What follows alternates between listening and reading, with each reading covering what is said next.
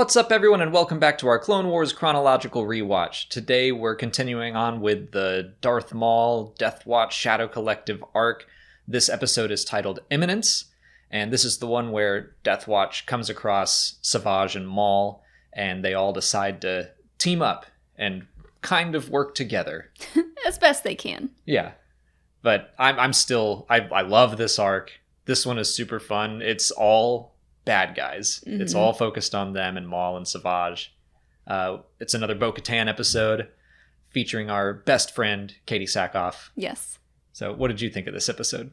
I like this arc so far, and this one was fun because, yeah, it is chock full of bad guys, and you get to see kind of how each little group have their own priorities and their own... They're all being selfish in different ways, but they're kind of trying to use each other at the same time to get what they want. Yeah. It's kind of like working together, but different and just not. They're not really working together. I mean, you're diving right into the themes. So the fortune cookie of this episode is that one vision can have many interpretations, which is true of, like, also prophecies, visions like that. But this is a more literal sense of Maul and Savage have a vision of what they want out of the galaxy.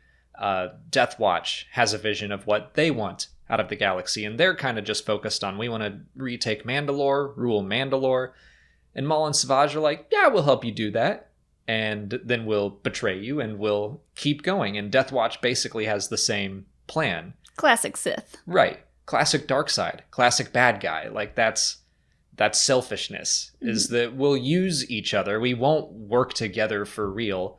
We're going to use each other until we no longer think we need you. Maul especially does this over and over again in his entire kind of story arc. We see him do it with Ezra.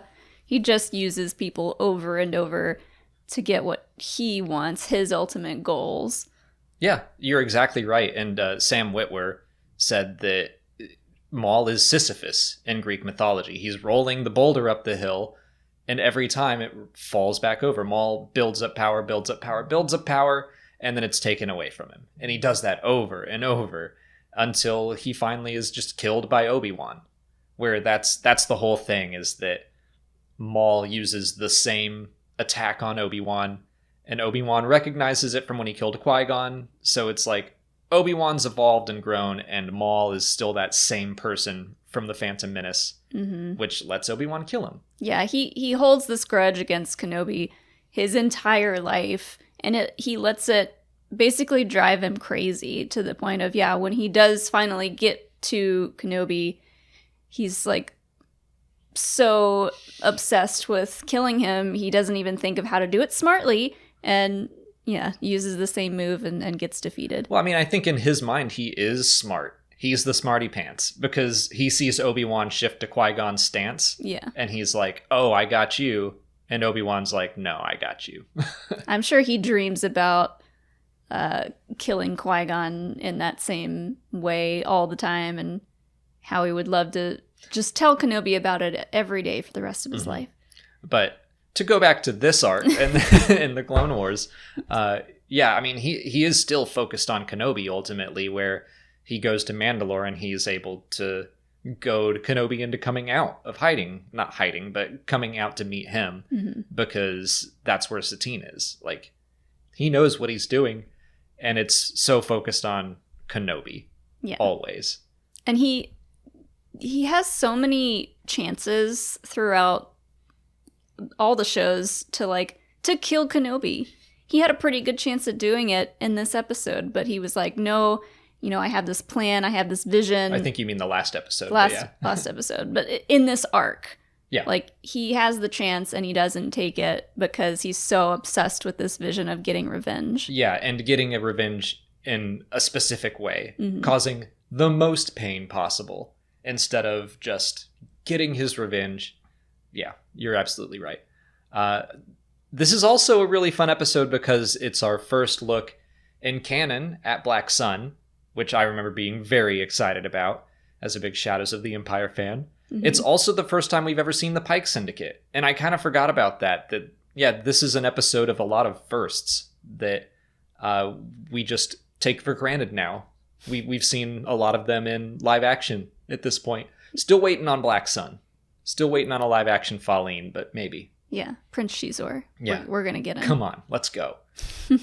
But yeah, it's fun to see them go after Black Sun and see that... Kill their entire, like, court, basically. Exactly. The way that, like, no one wants to work together. These Darksiders, they're not Force users, except for Maul and Savage, but these bad guys, like, they all want to be selfish, keep things for themselves. They don't want to share. They don't want to work together. So they have to be forced into doing it, which is exactly what happens with the Hutts as well. The Pikes are the only ones that are like, hi, we want to be involved. Yeah. I know you don't know who we are, so we'll just show up. I think the Pikes are the most used to working with different kinds of people because they are in the spice business. That makes and sense. Spice is everywhere. Yeah. So I think they're the most well-rounded bad guys. I think they were also just being set up for season 6 because the Pikes are pretty prominent in season 6. But yeah, still just a really fun episode. I really enjoy this arc. I think it's my favorite arc of the series. Including the final season. Now I'm not so sure, but The Lawless is, I think, the best episode. Well, Oh boy.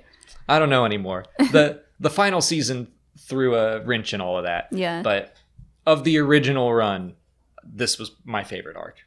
Plus, this episode, is it this one where he gets his new legs, or am I still thinking of the last one? Yeah, that was the start of this Maul one. gets a new set of legs that aren't so scary, and his legs are working great, and then Savage gets an okay arm. Yeah, it's like they used all of their supplies on his legs, and then Savage gets like this really skeletal looking arm. And I think you threw out the idea that maybe they used Maul's leg parts to make the arm, and I'm like, I could see that. Yeah, they had to use what they had, and Maul already had a set of legs. They just had to fix them and make them a little smaller and more, just make more sense. But then they had a bunch of leftover parts, and they were like, oh, let's get this guy another arm, I guess. I also hadn't thought about the fact that, those legs were magically created. And so they probably were trying to fix them, and they were like, how did this work in the first place? What is this? We have to start from scratch. Yeah. I wonder if they had any questions about how this dude was alive at all, or if being cut in half is not that big of a deal in the Star Wars universe. They were probably like, I'm not going to question it because we kind of need their help, as in we need their muscle and their Force users, so they could probably help us out. Probably. Well, do you have anything else you want to say about this episode? I don't think so. I just wanted to bring up the new legs. Yeah. That was a conversation that we had in our audio commentary, which you can check out on Patreon for all these episodes and more. But that'll be it for us today. If you haven't already, please like this video, subscribe to the channel. Follow us on Twitter, Instagram, Facebook, and TikTok. And as always, thanks for watching, and may the Force be with you.